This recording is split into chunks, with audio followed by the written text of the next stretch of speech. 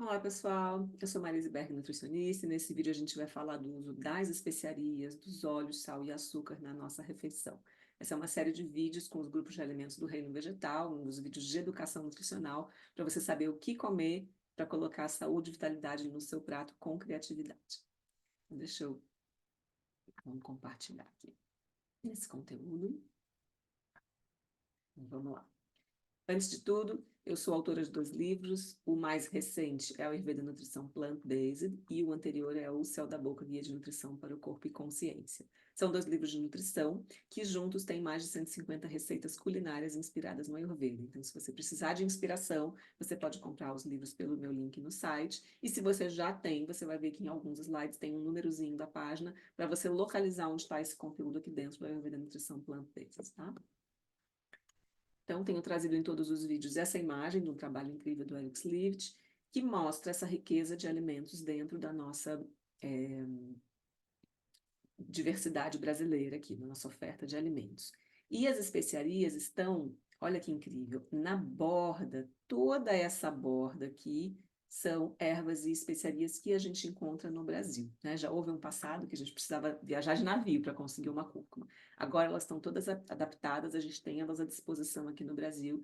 Então, além dessa riqueza de vegetais e frutas, legumes e grãos maravilhosa, a gente pode incrementar e enriquecer esses alimentos vegetais com todas essas especiarias, acrescentando aroma e saúde, aromas, sabores e saúde no nosso cardápio. Então, dá para fazer, as combinações aqui são infinitas, as combinações culinárias são infinitas para a gente ter esse banquete maravilhoso de cores, sabores e saúde.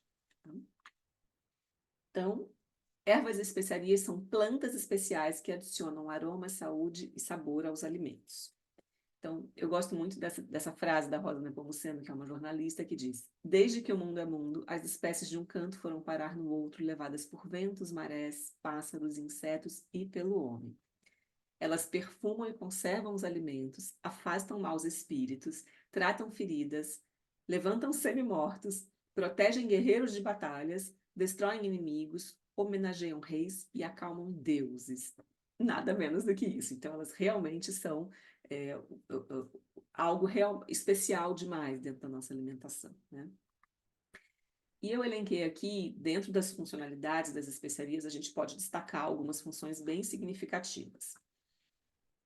Aquela combinação do aroma e do sabor, mas o aroma principalmente desperta o apetite. Ter um apetite desperto é uma condição para a gente ter uma boa digestão. E dentro do Ayurveda, a boa digestão é o segredo da saúde. Então, toda a saúde começa aí. Elas estimulam o ciclo completo da digestão e do metabolismo. Então, além de despertar a vontade de comer, elas estimulam a produção de enzimas, a motilidade, a produção de ácido clorídrico. Cada uma tem uma função, mas no geral esse grupo estimula tudo isso e estimula as eliminações. Porque dentro da visão do Ayurveda, a digestão não acaba na digestão e na absorção de nutrientes, ela acaba na eliminação dos dejetos que não serão mais utilizados pelo corpo. Então, as especiarias participam e estimulam todo esse ciclo completo. Elas adicionam nutrientes, antioxidantes terapêuticos à dieta, e a gente vai falar bastante disso nesse vídeo. Intensificam o aroma e o sabor, facilitando a substituição do sal e do açúcar, a redução do sal e do açúcar. Isso é desejável, porque o consumo excessivo de sal e açúcar é um problema de saúde pública no mundo todo. Então, isso está sendo estimulado pelos manuais do Ministério da Saúde em vários governos, em vários lugares do mundo. E elas ajudam a modular a microbiota intestinal, que é um conjunto de milhões de bactérias que moram dentro do nosso sistema digestivo, que é a gente pode considerar um órgão acessório que a gente que tem impactos no nosso funcionamento local no intestino e sistêmico, e as especiarias fazem uma limpa desse ambiente, favorecendo as bactérias boas e não favorecendo o ambiente para as bactérias ruins, né? Não só as bactérias, todos os micro-organismos que nos habitam ali, que inclui fungos e vírus, etc. Mas a gente chama de bactérias para generalizar, assim. Então, elas ajudam a modular essa microbiota intestinal, tá? Falando assim de um marcador de qualidade de uma boa alimentação, é a presença de fitoquímicos, que são aqueles elementos coloridos dos alimentos do reino vegetal, tá? São elementos essenciais, o nosso corpo não produz e a gente precisa obter dos alimentos. Então, tem aqui esse esquema de um artigo, ele mostra a riqueza. A gente conhece muito pouco desse mundo, mas o pouco que a gente conhece é muito rico e a gente sabe que eles fazem muita diferença, né, na saúde. Então, aqui, fitoquímicos é um nome bem geral, mas eles se dividem, por exemplo, em carotenoides, que são mais famosinhos, talvez vocês conheçam, beta-caroteno, alfa-caroteno, licopeno do tomate, por exemplo, né? Compostos azotados, por exemplo, derivados da clorofila, organosulfurados, por exemplo, daqueles que têm enxofre, né? Os grupo dos isotiocianatos do brócolis, da couve-flor, do repolho, que são excelentes protetores contra o câncer, taninos, ó, cumarinas, né? Flavonoides, tal. Então, tem uma série, né? Catequinas do chá verde, tem uns que são mais famosos. Só para mostrar para vocês que são muitos e que cada alimento do reino vegetal tem alguns grupos desses compostos na sua composição. E esse artigo mostra o total de componentes antioxidantes de mais de 3.000 alimentos, destacando que a média de teor de antioxidantes é muito maior nos alimentos de origem vegetal, 64 vezes maior do que no reino animal. E aí eles trazem a lista dos alimentos e quando a gente vai ver tem muitas especiarias lá. E elas são extremamente antioxidantes e elas levam essa média para cima, tá? E as mais antioxidantes, quais são? Cravo da Índia, canela, orégano, cúrcuma, que é o açafrão da terra, tomilho, alecrim, hortelã-pimenta, sálvia, manjericão, gengibre, pimenta do reino e cominho. Todas são antioxidantes, mas essas são as mais importantes, tá? As mais significativas. Bom, em relação a sódio e açúcar, usar especiarias intensifica o sabor e com isso a gente consegue usar menos sal e açúcar, né? Já falamos disso. E na culinária, vamos lá. As partes duras, raízes, cascas, floretes e sementes, a gente vai ferver ou refogar. Vai ralar, vai macerar naquele pilãozinho, né? E vai aquecer. Então, gengibre é uma raiz. Dá para picar o gengibre e usar como se fosse alho em várias preparações. A florzinha do cravo, o pau de canela, a sementinha de coentro, cominho, qualquer semente, cúmel, né? Qualquer semente. O cardamomo, que é essa sementinha que a gente abre a fava e usa essas bolinhas de dentro aqui, mas elas são partes duras que precisam ser quebradas de alguma forma, ou fervidas, né? Você vai fazer um quentão, você põe um pau de canela, mas você não vai comer o pau de canela, você vai retirar depois. E as partes delicadas são flores frescas ou secas, né? Que a gente pode comer cruas, in natura ali, ou fazer infusão ou refogar. Então, é o caso aqui do louro, que a gente em geral coloca ali na panela do feijão, a sálvia fresquinha, que a gente pode colocar num tempero, numa salada, num refogado, o hortelã, salsinha, cebolinha, o coentro, né? Aqui é o coentro. Então, a gente diferencia, em geral, chamando de ervas as verdes frescas, e em geral, chamando de especiaria essas mais secas, mais duras, né?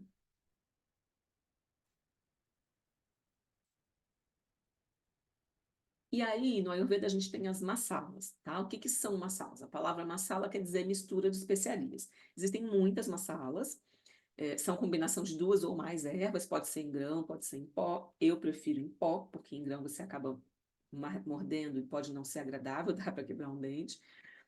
E aí as famosas, né? Curry, gram masala, chai masala. Então você vê que masala é meio que o prefixo, assim, né? Ou o sobrenome. Mas o garam masala quer dizer aquela composição de especiarias e essa é apimentada. Chai masala é outra composição de especiarias, ela é mais doce, né? Bouquet garni uma combinação de folhas. Aí ervas de Provence, patiporon, lacama, zátar, que vai gergelim também. Então, são várias mais famosinhas que a gente pode usar ou refogando os vegetais ou adicionando ao prato finalizado. Quando é em pó, você pode colocar por cima do seu prato pronto. Então, vamos supor, numa família, tem 4 pessoas jantando e uma pessoa quer usar a massala e as outras não querem, por qualquer razão. A pessoa que quer usar põe em pó no prato dela e não precisa todo mundo consumir aquela massala. Ou se a pessoa tem uma massala terapêutica só para ela, que é para ela, mas não serve para o marido dela, por exemplo, ela põe no prato dela, tá? Então, aqui é o pilão, que eu falei para vocês que a gente pode macerar essas ervas, sementes, pimentinha e tal, ou elas misturadas em pó. E aqui tem a cúrcuma, que poderia ser o gengibre também, a raiz inteira, que você pode picar ou ralar, e você pode usar em pó também. O pó é mais concentrado, né? Mas também ele se degrada mais fácil. E o preparo das especialidades das massalas, né? A gente vai aquecer as sementinhas por 2, 3 minutinhos, é rapidinho, numa panela de fundo grosso sem óleo, só dar uma aquecida, uma tostadinha. Espera amornar, junta elas, né? Se você tiver, por exemplo, tenho menta em flocos para colocar com semente de cominho. Aí eu vou misturar nessa hora, triturar tudo até virar um pó fininho e depois armazenar num recipiente opaco, de preferência, ou de inox, ou um vidro mais escuro. Aí eu estou colocando uma referência assim, por até 6 meses, né? Porque elas perdem o aroma, a cor, as propriedades rapidamente. Você pode fazer um teste na sua casa, por exemplo, se você tiver lá um louro em pó guardado, quando você comprar um novo, compara os dois, para você ver como é que está a diferença deles, né? É muito nítido, assim, dá para ver claramente. Então, aqui em casa eu tenho um pouco essa prática de cuidar. Quando elas começam a ficar passadinhas, eu já troco tudo, tá? Então, uma dica também é comprar pouca quantidade, né? Se você ainda não tem prática, não sabe bem quanto que você vai usar, comprar pouca quantidade evita esse desperdício. Elas não vão estragar, provavelmente não vai dar uma bactéria, nem um fungo assim, mas elas vão perdendo, inclusive, as propriedades terapêuticas e o sabor, né? A gente quer especiarias para ter sabor. Aí você faz um chá com cardamomo velho, ele não vai ficar tão saboroso. Ó, aqui tem algumas marcas. Essa Yamuna é uma marca de Florianópolis que é muito boa. A Bombay é uma marca que eu gosto bastante, tem em São Paulo. O Grão Vizir é outra marca ótima de massalas. E tem essa daqui que eu não consigo ler o nome dela. Mas é só para ver que hoje, se você puser na internet, tem vários fornecedores. O que que é importante? Você considerar a embalagem. Então, por exemplo, esses todos aqui, essa embalagem não está adequada. De vidro transparente não é a melhor opção. Mas aqui no Brasil a gente tem um problema de embalagem. A gente não tem vidro âmbar desse tamaninho à disposição para comprar por aí. É muito difícil. Então, os fornecedores também, que são pequenos, não tem muita alternativa, né? Uma das alternativas é que o rótulo seja grande e aí na sua casa você guarda elas num lugar fechado, né? Ontem eu arrumei as minhas aqui, comprei uma, tipo uma gavetinha, coloquei todas elas no armário embaixo, que tem a portinha para fechar, elas não ficam mais expostas. Então cada casa tem a sua particularidade, cuide da qualidade das suas especiarias. E uma coisa importante é você ler o rótulo, porque essa é uma sala diferente dessa, que é diferente dessa. Cada uma tem uma composição de ingredientes. Não é porque é uma sala que você sabe o que está lá dentro. Então, no rótulo vai dizer o que está lá dentro. Se tem pimenta, se não tem, se tem cúrcuma, se não tem. E aí você escolhe a sua maçã, tá? Esse aqui é um acessório muito tradicional indiano. Esse kitzinho, que é uma latinha de inox que tem a tampa, e o inox da Índia tem uma qualidade muito boa. E aí dentro você tem os potinhos e isso fica tampado, tá? E na hora da preparação você abre esse potinho. E aí, dentro do Ayurveda, a gente tem essa prática, né, de alimentos, especiarias específicas que vão favorecer mais cada biotipo. Então, se a pessoa é mais do tipo Vata, se você ainda não sabe qual é o seu biotipo, ou você olha lá no livro, tem um capítulo dos doshas que tem um teste dos biotipos, ou você passa numa consulta. Mas as pessoas mais Vata, mais longilíneas, mais frias, mais sequinhas, a gente pode usar erva doce, noz moscada, cominho, coentro, mostarda, gengibre, cúrcuma, pimentinha do reino. Para as pessoas mais pita, pessoas mais medianas, mais quentes, com um apetite mais forte, semente de coentro, menta seca, cúrcuma em pó, semente de cardamomo, louro, aqui já não vai pimenta, né? E para o cafa, gengibre, mostarda, pimenta do reino, cúrcuma, cravo, alecrim, fenogrego, já é uma outra composição. Então, daqui dá para vocês verem que dá para fazer, né, muitas combinações. Podia ser menos, 2, 3 especiarias? Sim, não precisa ser tantas, né? Mas ela fica bem gostoso quando você mistura vários sabores assim, fica bem interessante.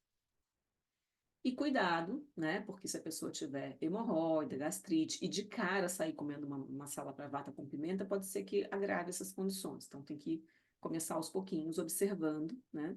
Qual é a sua tolerância e muito cuidado com as pimentas. Outros digestivos que a gente faz com as especiarias são os chutneys, que são essas geleinhas picantes de frutas ou legumes. Então, essa aqui é de manga, mas dá para fazer de essa foto, né? Dá para fazer de mamão, de banana, de abacaxi. Dá para fazer de beterraba, como eu mostrei para vocês no vídeo dos legumes. Dá para fazer também de castanhas, tem chutney de coco, de amendoim, de macadâmia. Então, são várias composições, né? Em geral, tem o alimento base, muitas especiarias. Chutney indiano tem muita pimenta, pimenta mesmo, essas pimentas ardidas, malagueta e tal, e um pouco de açúcar, em geral vai, né? A gente pode adaptar, brasileirar, usar menos pimenta para ficar mais próximo do nosso paladar, não tem problema. Eles fortalecem a digestão, porque levam essa carga de especiarias para o prato e, em geral, estimulam também a evacuação, tá? E por isso a gente deve consumir em pequenas quantidades. Então, você monta o seu prato, põe lá uma colher de sopa de chutney, que você vai acrescentar nos legumes, vai colocar sobre a salada. Isso é uma estratégia super ayurvédica e eu gosto bastante dessa estratégia para as pessoas mais constipadas, porque eles ajudam realmente, tem um efeito laxativo interessante. Principalmente se for feito, por exemplo, com mamão, né, que é o abacaxi. São frutas interessantes, assim. Outra alternativa é a conserva de gengibre, aquela tipo do japonês, né? Pode ser só uma lasquinha de gengibre com umas gotinhas de limão e sal? Pode. Você comer isso antes da refeição vai ajudar a acender o seu acne, que é a sua potência digestiva. Mas uma forma prática é a conserva de gengibre, tá? E eu gosto, por exemplo, no outono, em casa, eu sempre faço no início do outono um potão, fica na geladeira, ela conserva muito tempo e você não precisa fazer todo dia. Então, é uma estratégia prática para o nosso dia a dia. E tem também o famoso elixir de gengibre, aqui no Brasil o pessoal conhece como a panaceia, que é o suco de gengibre com limão, açúcar e sal concentrado, né? Aqui está bem concentradinho, é só o sumo do gengibre que você vai ralar, passar num paninho ali, tirar essa polpa. Isso é um digestivo muito potente, a gente usa inclusive nas dietas de desintoxicação, nos processos, né, de detox. Quando a pessoa está com febre, quando está entrando uma gripe, ele ajuda, ele tem uma ação anti-inflamatória, ele ajuda a digerir as toxinas, ele fortalece o fogo digestivo, mantém o calor interno, e isso ajuda a pessoa a atravessar por essas condições, está entrando uma gripe, por exemplo, com mais facilidade, né? No Covid a gente usou bastante, tem várias condições que a gente usa, ou somente no dia a dia para as pessoas que têm um apetite mais baixo, tendem a formar biotoxinas, tendem a fazer gases de extensão, a gente pode usar essa preparação como uma medida terapêutica, tá? Cuidado, quem tem um estômago mais sensível pode sentir queimação, e se a pessoa tem gastrite, uma úlcera, ela vai sentir, sim, limão com gengibre, com sal, ela vai sentir, e aí nesse caso não é adequado. Em relação aos óleos,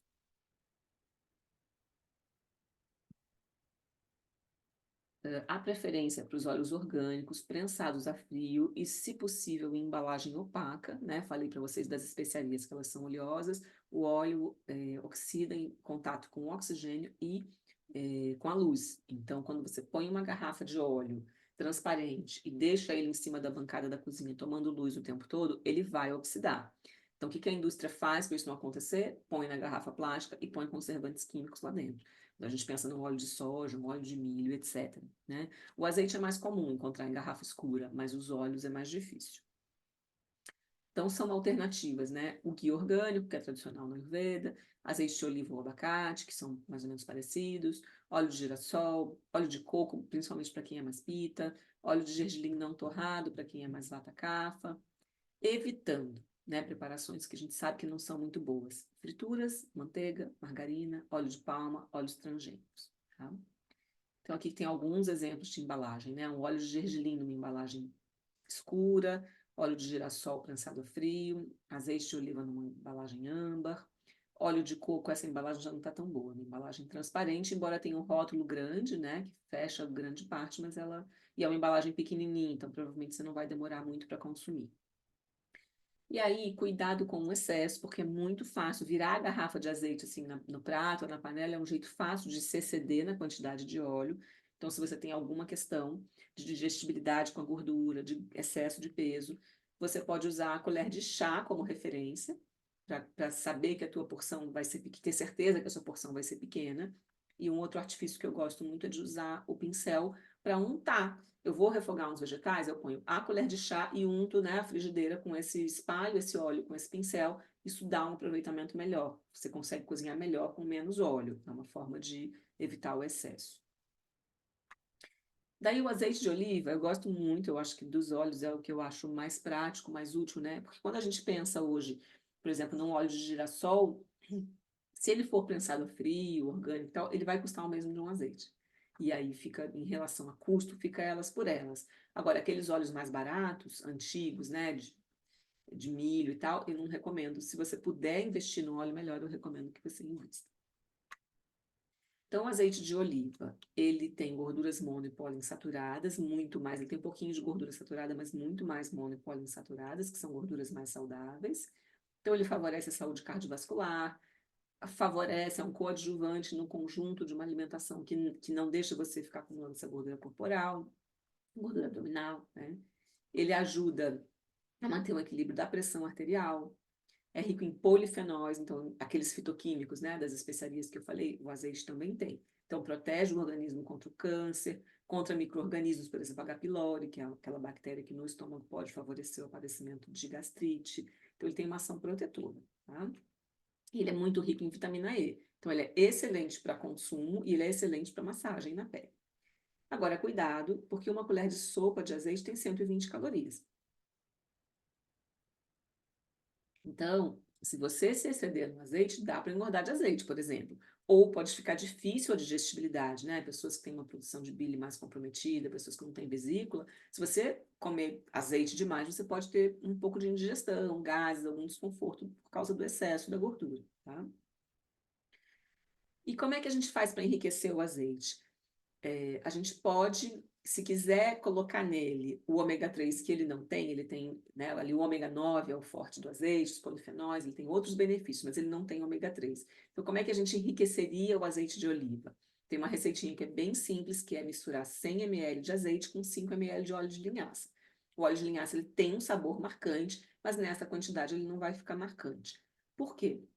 O ômega 6, que é o azeite é o óleo que está presente nos grãos, no óleo de girassol, no de gergelim e tal, é uma gordura mais inflamatória.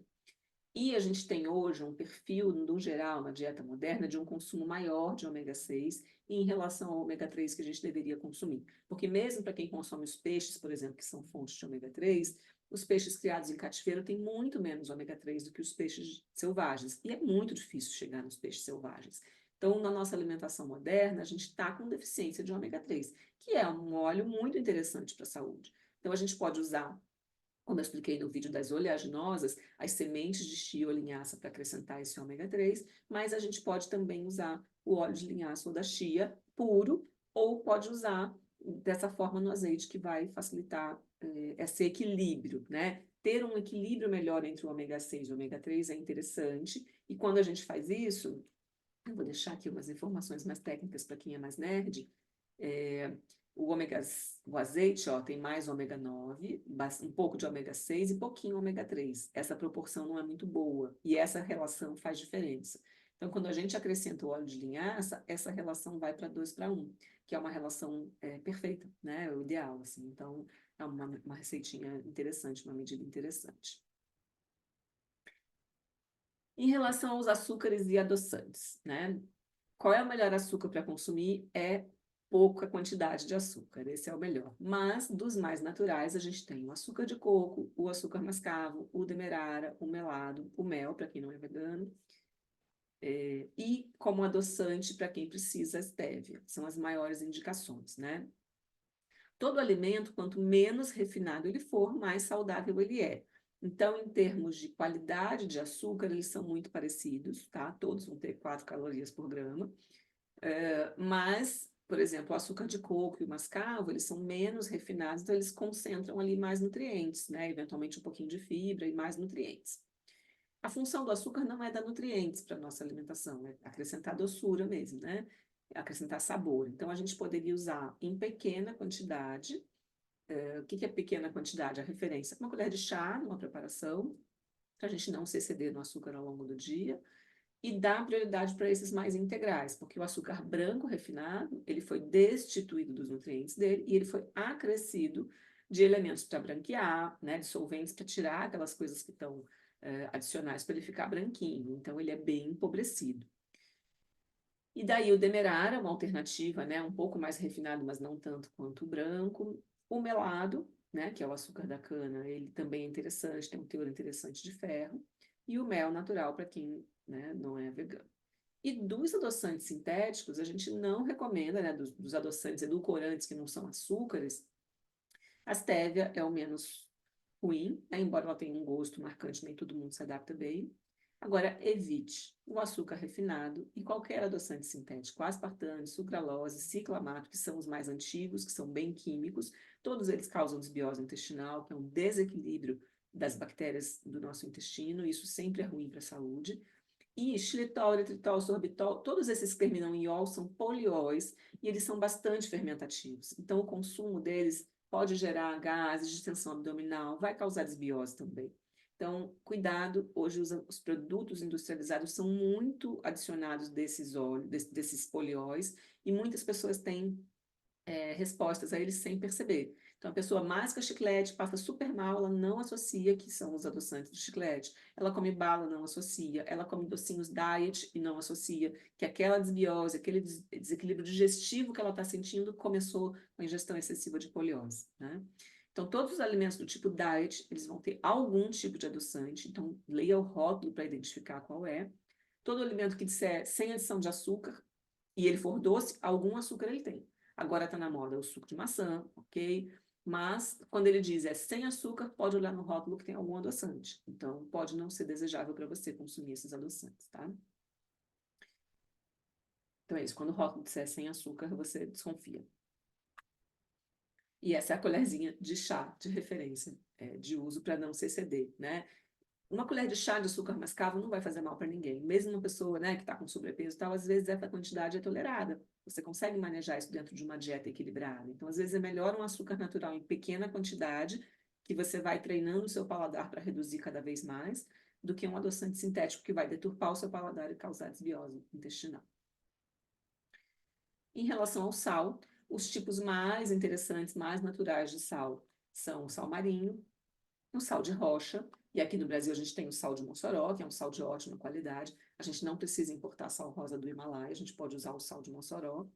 E a flor do sal, que é um sal francês, né? É o sal mais puro que tem, de Lagoas da França. No Sal da Boca eu explico bem essa questão dos sais. Ele é mais caro, obviamente, mas é um sal super natural, super puro e super incrível. Então, aqui tem algumas imagens, né? O sal, quando é colorido, é porque ele tem ali uma composição de minerais, né? Porque o sal de rocha é um sal de mar, de uma região que um dia foi mares e mudou a composição, e agora ela ficou concentrada na rocha, e com os minerais da rocha junto. Então, se ele é preto, ele tem mais enxofre, se ele é mais vermelho, ele pode ter mais ferro, pode ter mais zinco, por exemplo, mais níquel, por exemplo, sei lá, nutrientes. Então, isso muda a característica do sal. A função do sal não é oferecer minerais para a gente. Então, quando você tem lá uma alegação de venda de que, olha, o sal do Himalaia vale R$ 80 o quilo, R$ 100 o quilo, porque ele tem mais de 54 minerais, pode ser que ele tenha mais de 54 minerais, mas em quantidades tão pequenininhas, porque a recomendação de consumo de sal é 5 gramas por dia, uma alimentação saudável. 5 gramas de sal, a quantidade de minerais é muito insignificante. Qualquer pedaço de brócolis tem mais mineral do que isso. Então, a função do sal não é dar minerais, isso não justifica você pagar R$ 80, R$ 100 num quilo de sal. Se você quiser pagar pela pureza, ok, embora essas coisas importadas a gente hoje desconfie que nem todo esse sal rosa do Himalaia que está sendo vendido por ali vem realmente do Himalaia, né? Então tem essas coisas mercadológicas para a gente não cair nessas pegadinhas, tá? Então cuidado com isso. O sal, geralmente, por lei, ele é obrigado a ser adicionado de iodo. E eu acho isso uma medida favorável, porque a gente tem várias regiões onde o iodo é pobre no solo, então uma alimentação em geral sem esse sal iodado pode trazer deficiência de iodo, e isso é um problema para a gente. Iodo é um nutriente que a gente precisa pouquinho dele, é micrograma, né? A recomendação, 100 e poucos microgramas ali. A iodação do sal é pouca, né? Não é uma quantidade enorme. Ah, mas se a pessoa consumir excesso de sal, ela vai consumir excesso de iodo. Sim, ela não deve consumir excesso de sal, porque não deve consumir excesso de sal, e isso vai ter vários problemas além do iodo, né? Mas se ela consumir dentro da recomendação, isso não vai trazer malefício e pode prevenir problemas da tireoide por deficiência de iodo. Então, é uma medida que eu acho favorável para a saúde, tá? Bom, perguntas, né, sobre esse assunto, as perguntas que mais eu vejo ali no meu consultório. Quantas ervas especiais, quanto, né, eu devo usar nas minhas refeições? Depende. Você vai começar com um pouquinho, então as pessoas que seguem as minhas receitas, ou porque receberam na consulta, ou porque têm os livros, todas as receitas eu tenho ali indicação do uso de especiarias para o meu paladar, para o que eu estudei, para o que eu vi, para o que eu gosto, né? Pode ser que chegue na sua casa, você não goste de canela, queira diminuir, você goste mais de manjericão, quer colocar mais manjericão do que eu indiquei, você vai fazendo os seus ajustes de acordo com o teu paladar e a tua tolerância. O importante é começar de pouquinho, uma por uma, para você sentir. Pode a pessoa ter uma resposta alérgica a alguma especiaria? Pode, né? Esses dias eu conheci uma pessoa que teve uma alergia ao zimbro e teve uma alergia brutal, quase morreu, né? Teve um choque anafilático, quase morreu porque comeu uma bolinha de zimbro. Não é comum, né? É super raro, Nunca tinha visto alguém com alergia ao zimbro, mas pode acontecer. Então, o ideal é você começar uma por uma e depois você vai para as massalas mais compostas, porque aí se você começar com uma massala, você não sabe o que te causou essa alergia. Mas não é muito comum, tá? Ervas e especiarias podem ter efeitos colaterais e interagir com medicamentos? Essa é uma ótima pergunta. As ervas, sim, mas em geral, numa dosagem maior. A gente está falando aqui no contexto alimentar, é uma pitadinha de cada um no contexto alimentar. Nesse contexto, e com rotação, com variedade, é muito pouco provável que elas interajam com medicamentos. Isso vai acontecer mais quando elas estiverem em cápsula, quando for realmente fitoterápico em cápsula, tá? É melhor usar ervas e especiarias frescas ou secas? Depende, né? Se você tiver as frescas à sua disposição, eu acho elas mais saborosas, tá? Eu gosto muito de colocar um manjericão fresco, hortelã, DIU. Essa semana eu comprei DIU na feira. Coloquei DIU a semana inteira em tudo. Eu gosto do sabor. Por exemplo, erva doce, eu gosto mais da folha da erva doce refogada do que da semente. Mas as secas, elas são mais concentradas e elas são práticas, né? Num período do ano, agora no inverno, não dá coentro fácil agora no inverno. Então, eu gosto de coentro, é mais fácil eu usar a semente do coentro, que tem uma potência mais quente do que a folha, e eu consigo usar mesmo num período em que ela não está dando na natureza. Então, tem essa praticidade, né? Em tese, a seca está mais concentrada, mas também ela vai se degradando com o tempo. Agora, a fresca se degrada muito rápido, né? Uma coisa que eu faço aqui é, às vezes é congelar no azeite, né? Essa semana eu comprei o DIU, eu estou sozinha aqui em São Paulo, usei um pouquinho, vai sobrar. Eu vou picotar agora de tarde, vou colocar num vidro e vou congelar no azeite. E aí eu vou usando esse azeite como se fosse uma manteiguinha temperada, tá? Como devo armazenar ervas e especiarias para manter seu frescor e sabor? Já falei um pouquinho disso, né? De preferência em vidro âmbar, em ambiente fechado, em armário que você fecha a porta ou na geladeira, tá? Esse congelamento é uma outra forma também, eu costumo congelar no azeite. Algumas ervas, por exemplo, alho poró, você pode picar, colocar num saquinho, né? Dá um azinho e congela. Salsinha, cebolinha também dá para congelar. E como posso incorporar mais ervas e especiarias na minha vida diária? Aos pouquinhos, vai incorporando, tem que ir testando o seu paladar. Cheira, põe o dedo, põe um pouquinho na língua, sente, põe um pouquinho na preparação, no dia seguinte você põe um pouquinho mais, e aí você vai ajustando para o teu paladar. As receitas, né, que tem esse apelo de ter inspiração ayurveda, serem indianas, todas elas vêm com especiarias. Receitas autênticas indianas, todas virão com mais alho e pimenta do que é o nosso paladar brasileiro. Você pode ir ajustando, diminuindo também, né? E a origem e a qualidade das ervas e especiarias importam? Importa, né? Então, eu falei para vocês, eu mostrei algumas ervas, por exemplo, a Bombay é uma marca brasileira, que o proprietário vai até a Índia buscar os fornecedores, desenvolver os fornecedores, ele sabe o que ele está comprando para trazer para a gente. Tem um padrão de qualidade muito elevado, elas não são baratas, mas eu confio na qualidade, né? Então, o Grão-Vizir também tem essas que eu gosto muito. Eu conheci essa recentemente, a Cipra, que, se eu não me engano, é de Curitiba. Também tem boas, né? Agora, essas de mercado, de saquinho, assim, normalmente a gente compra e elas não tão saborosas, não tão aromáticas, né? Essas mais comercial zonas, assim. Então, investir na qualidade do fornecedor faz diferença, sim. Às vezes, vir numa embalagem a vácuo, numa embalagem escura, faz diferença, é, na conservação e na qualidade da erva que você vai usar. E considerar, gente, sempre no contexto do uso culinário, né? Aqui a gente está falando desse contexto do uso culinário, considerando a quantidade e a qualidade, num contexto individual, pensando na satimia, que é a adaptação. Então, estou falando para vocês, para começar aos poucos, colocar aos pouquinhos, começar com uma especiaria, depois ir para as massalas, até o seu organismo se acostumar. Se já estiver acostumado, tudo bem, né? Vai para as massalas e vai ser feliz. Mas aos pouquinhos você vai introduzindo todo dia.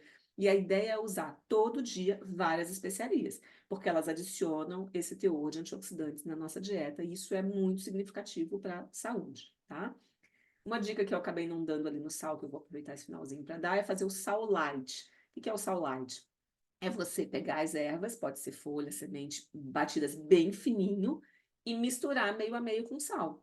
Então, você vai ter um sal saboroso que tem 50% do teor de sódio. O sal light de mercado, ele tem o cloreto de sódio e ele tem o cloreto de potássio junto.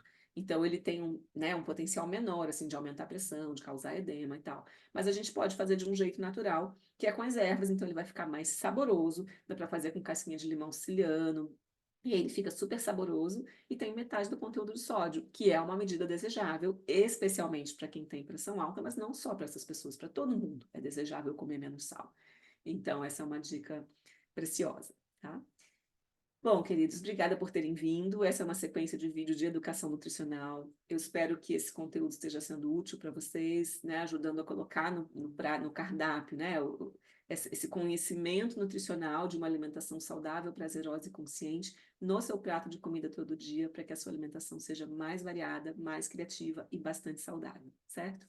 Obrigada por ter vindo. A gente se encontra no próximo vídeo.